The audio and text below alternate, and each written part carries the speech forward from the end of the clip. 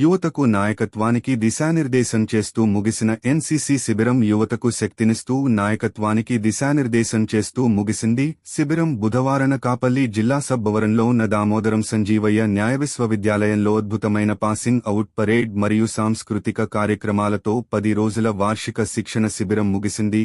యువతలో నాయకత్వ లక్షణాలు, క్రమశిక్షణ, దేశభక్తి మరియు వ్యక్తిత్వ వికాసాన్ని పెంపొందించే లక్ష్యంతో నిర్వహించిన శిక్షణ క్యాడెట్లకు బాగా ఉపకరిస్తుంది. శిబిరం చివరి రోజు ఉత్సాహభరిత వాతావరణంలో అద్భుతమైన పాసింగ్ అవుట్ పరేడ్ ప్రధాన ఆకర్షణగా నిలిచింది.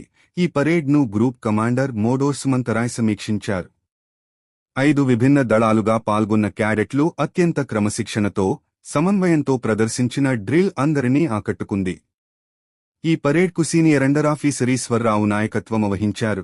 పరేడ్ అనంతరం కమోడోర్ సుమంతరాయ్ మాట్లాడుతూ క్యాడెట్ల అద్భుతమైన ప్రదర్శనను అభినందించారు. శిబిరంలో నేర్చుకున్న క్రమశిక్షణ, పర్యావరణ చైతన్యం, జీవిత నైపుణ్యాలు భవిష్యత్తులో వారిని ఉత్తమ నాయకులుగా తీర్చిదిద్దుతాయని పేర్కొన్నారు. 10 రోజుల శిబిరంలోని ముఖ్యాంశాలు సైనిక మరియు వ్యూహాత్మక శిక్షణలు. క్యాడెట్లు ఆయుధ వినియోగంపై ప్రత్యక్ష శిక్షణ పొందారు. 22 రైఫిల్తో ఫైరింగ్ సాధన నిర్వహించబడింది. మ్యాప్ రీడింగ్ ద్వారా భూభాగ అవగాహన, అలాగే డంకుల శిక్షణ ద్వారా శారీరక సామర్థ్యాన్ని మెరుగుపరుచుకున్నారు.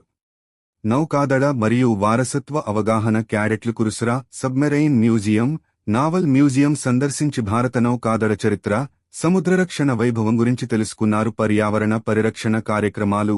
గ్రీన్ క్లైమేట్ టీం ఆధ్వర్యంలో విత్తన బంతులు తయారీపై ప్రత్యేక శిక్షణ ఇచ్చారు.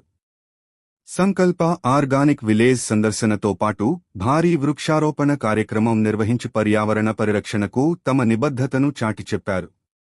ప్రాణరక్షణ నైపుణ్యాలు మరియు నిపుణుల ఉపన్యాసాలు. NDRF, army recruitment office Vizag, అగ్నిమాపక శాఖ బృందాలు విపత్తు నిర్వహణ, అగ్ని ప్రమాద నియంత్రణ వంటి కీలక అంశాలపై శిక్షణ ఇచ్చాయి. మేధో క్రీడా పోటీలు. క్యాడెట్ల మధ్య క్రీడా పోటీలు, క్విజ్ తదితర పోటీలు నిర్వహించి ఆరోగ్యకరమైన పోటీ స్ఫూర్తిని పెంపొందించారు. సాంస్కృతిక కార్యక్రమాలతో ఆనందోత్సాహాల మధ్య ముగిసింది.